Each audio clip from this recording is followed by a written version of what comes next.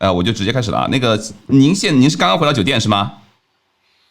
不是，我是住在这里的，我在这住在这里，里是，对，您是长期常住在那个乌克兰的。对，我是常住在乌克兰，我在这边工作，对。OK，今天一天怎么样？其实也还好吧，今天因为昨晚上他们说的那个爆炸，其实市区是听不到声音的，因为我在基辅市中心，然后发生嗯，爆炸，有爆炸声响的是在机场附近以及南岸那边，就是市区的另外一边，所现在你以其实现在你们知道这个对我爆炸是炸了什么地方啊？它其实据新闻只是说新闻说它应该是攻击了这边的那个军事基地，然后因为乌方击打了俄方的飞机，这是我们这边暂时收到的信息。对，具体 OK 的不太。OK，刚才你们在回来路上有听到那个防空警报声吗？回来路上没有，但是一大早的时候有，就大概6、7点钟早上的，是因为现在这边是已经中午12点半了。OK，然后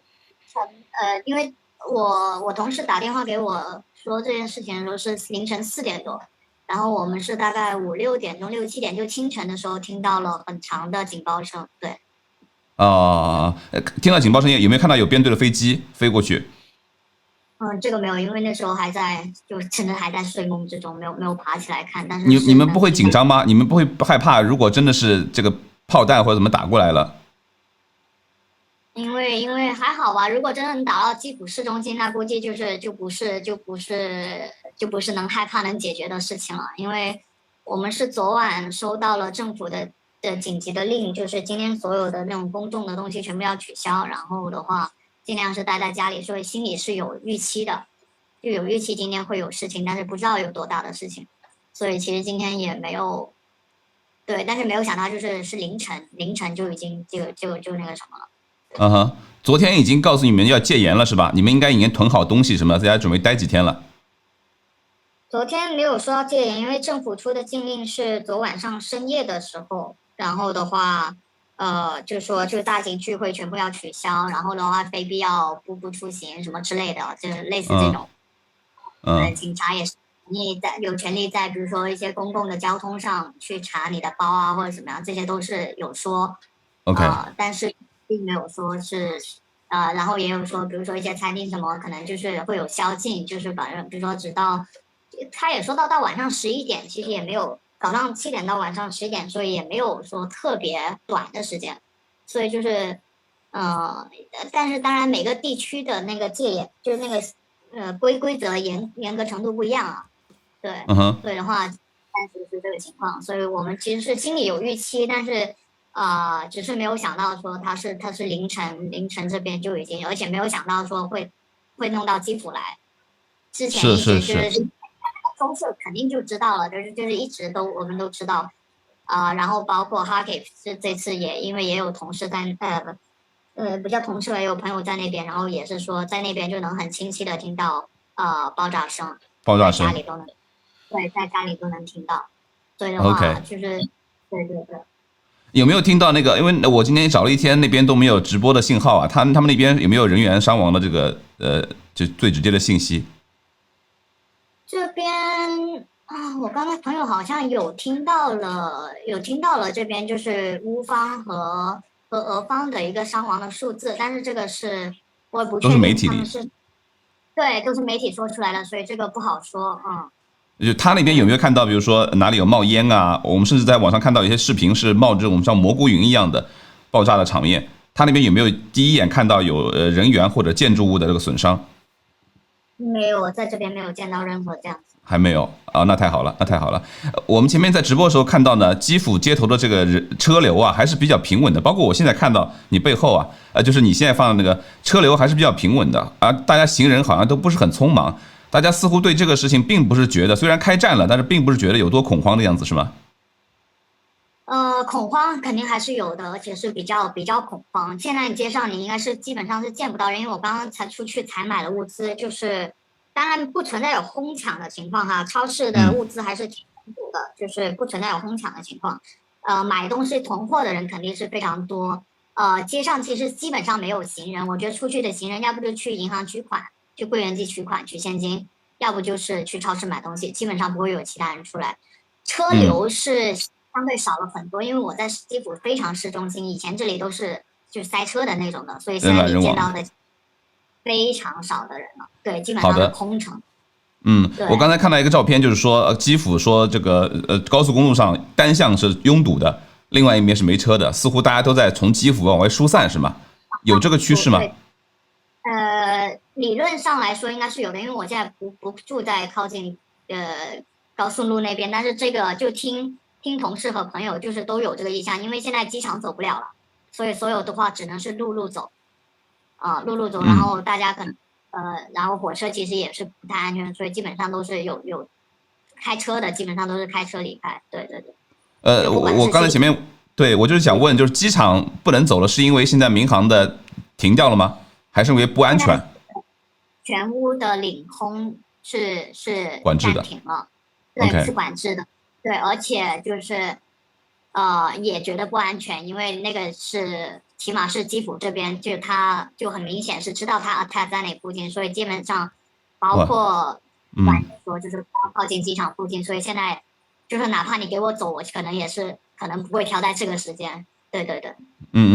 那你们现在暂时还决定坚守是吗？是因为你们要就是说工作可能还要顾及工作吗？还是因为什么？还是因为你们对形势判断比较乐观？怎么说呢？现在暂时，首先就像你说的，其实还没有觉得他真的会就比如说坦克什么的，真的是来开进市中心，当然也没有这种迹象。所以的话，现在暂时只是说还在等下一步的一个更明朗的一个guideline 吧，因为现在一个是大使馆也没有再进一步的疏散或者是撤侨的通知，然后公司这是尽量希望我们回到就其他国家去，就其他欧国家去，但问题是现在就像我说的，我们如果走。也是要走飞机的，所以这个在目前起码这2天之内是不太敢靠近机场，所以的话现在只能先囤物资在家里，就先待一个，因为最近就刚刚也说到通知，就未来的72个小时最好还是待在家里，所以的话就是这是我们现在具体能想到的，就保全安全的一个方法吧。对。好，您刚才说你收到通知嘛，就是你们一切的信息来源都是来自于中国驻基辅大使馆是吗？也不止，也有本地的，比如说因为我们本地是有 PR 的，然后也是有就是政府关系，然后也有就是信息来源，所以的话就是汇集各种各样的信息渠道吧。OK， 那你们主要是就取信哪一个信息呢？比如说大使馆，反正是有没有意思说建议你们离开？尤其是昨天开始这个俄罗斯军队开始要准备进驻的时候，有没有发说要希望你们能够离开或者怎么样？你们主要听谁的？就是说，其实就是权衡来说的话，其实谁也没有说特别极端的去鼓吹一些什么东西，就哪怕中国大使馆，他也感觉这次也是相对来说还挺淡定的，就是因为其实的确局势也没有到这么恐怖。说实话哈，我人在这里，当然我不会觉得我下一秒可能就要被榴弹打伤了的那种，那这真的还没有到那种境地。对，然后大使馆当然也还是觉得，因为现在应该据我所知，应该是还没有任何的使馆在撤，就是一般的居民的，就是你说如果是使馆自己的人员，可能之前有一些国家往外撤了，但是从一般的国民来说，还没有收到说哪个国家真的在大部分的撤，比如说美国或者哪里都没有。我有听到，就是说美国总统也好，或者澳大利亚总理也好，就呼吁本国的公民嘛离开嘛，呼吁，但是并没有强制的撤侨，或者说主动派飞机撤侨的事情。对对对，就是都是说他没有说就是紧急说建议你走。只是说，就是如果你还在这里的话，还是建议就是不要，比如说不要外出啊，不要靠近窗户啊，等等等等。之前比较淡定，是因为觉得基辅肯定会打不到吗？基辅离前线比较远是吗？你说我觉得比较淡定吗？还是对，不管是你还是比如说大使馆，他们觉得这个侨民没有必要这个紧急撤离，我们就说你吧，你是觉得基辅？我没有办法代表大使馆说什么，我只是觉得我自己是觉得，一个是觉得基辅真的离得比较远。对，所以因为我来了快2年了，因为打仗就是跟我来的第一天呢开始就是要打，就是乌克兰和俄罗斯这个一直都这边境就擦枪走火，这是常有的事儿。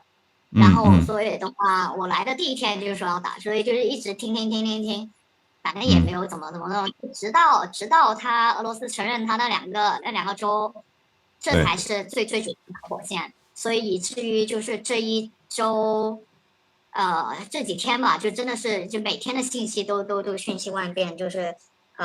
局势会越来越紧张，才觉得，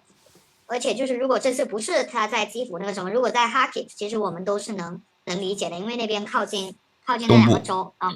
边境的话，在那边打，其实我们都是乌东，我们是一直都知道那边不安全，所以一般我们的工作还有就出差一般都不会绕那边走，就是一般也不会去那些城市。对，所以才说之前一直没有，没想到会从白俄罗斯直接打过来是吗？我也没想到就直接打基辅机场了，这个真的是，是 ，OK，那我再问您最后一个问题啊，就是我知道您时间也比较紧张，就是在你认识的当地人，他们对于俄罗斯开始就是撕破了这个明斯克协议，正式要跟乌克兰进入乌克兰领土。这种事情，当地人的这个反应到底是怎么样的？他们经过这么多年的说要打，这次真打了，他们到底是什么样的情绪反应？我们就说基辅人吧。基辅人本地的情绪还是非常的激烈，就是真的是战斗的民族，他们就是一直就是非常维护自己本土的，就是本国领土的这种权益，这种就民族斗争。因为2014年之后，其实他们这种。是真的见过在基辅街头有那样子的暴动之后，他们就感觉他们在上次好像是演练，但这次好像真的全民可以随时 get ready 的那种。就是无论从社交媒体上，从平时言论上，从甚至是真的有人去，因为他们有一些之前应该是叫备用军叫什么？就是他民兵不是。他不是民兵属于，就是那种没有被激活起来的，就是这个后备役部队，对后备役都被征集了，就这个是知道的，因为我们有记者朋友，就是之前因为我是在公关媒体这一块嘛，然后很多记者朋友之前就是他正职工作是正常记者，但他同时是后备役，然后他们就是已经到了，就是全部都要激活起来，所以这些，但是他们的就整个的那个就还是有非常强烈就是保家卫国的这种东西，然后对俄罗斯的这些东西是非常的不满，所以就这种情绪，即便是你身边接触的普通人，他们平时是干着很和平的工作，现在也已经被这个入侵激发起来了。是的，义愤填膺，对，哪怕是平时真的是做着 sales 的，做着 promoter， 就做着非常一般的工作，现在我身边有牙医，有医生，就是你随时下一刻让他去前线，他觉得他随时可以，就是直接去买枪，然后去冲到前线去，这些都是他们日常现在在讨论的话题。对，就是他们已经准备了很久了，是吧？他们已经做好准备了，有训练，平时也有训练，就是随时就准备要去把这个全民皆兵的样子。这个倒不会说他平时有训练，他只是心里他肯定是有这个，就是觉得说你欺负到我，你是心理上。不是每个人都平时会有训练有素，只是说你到这一刻了，你真的让他上，他是真的会上，而不是说，因为我们也有公司在有一些员工，我们其实是安排可以去其他国家，哪怕他平时不是训练有素，他不是军人，他平时就做的很一般的文书类的工作，但是他还是有这样子的一个这样子的一个想法，对。好的，不管男女，而且是。就女的话，因为之前我不知道你有没有看到，就本土这边新闻，它其实也把女方就是如有需要，其实是有可能也会征女兵的。所以的话，这个就是女士当然没有男士的这么那种冲劲，但是就是当言论上他们还是站得很守，就是如果真的是需要哪一天需要到也会就是为国家去救的，但是。主要是男生在这块会讨论的多一点，但是之前是政府是出过通文，就是无论你现在可能是manager 或者是什么，就是你做一般的，但是当国家真正需要你的时候，是有可能会征女兵的。对 ，OK，有没有反对的声音？有没有反战的声音？就是说应该要冷静啊，或者怎么样的这个声音？民间？我身边没有，我身就没有边都是直接，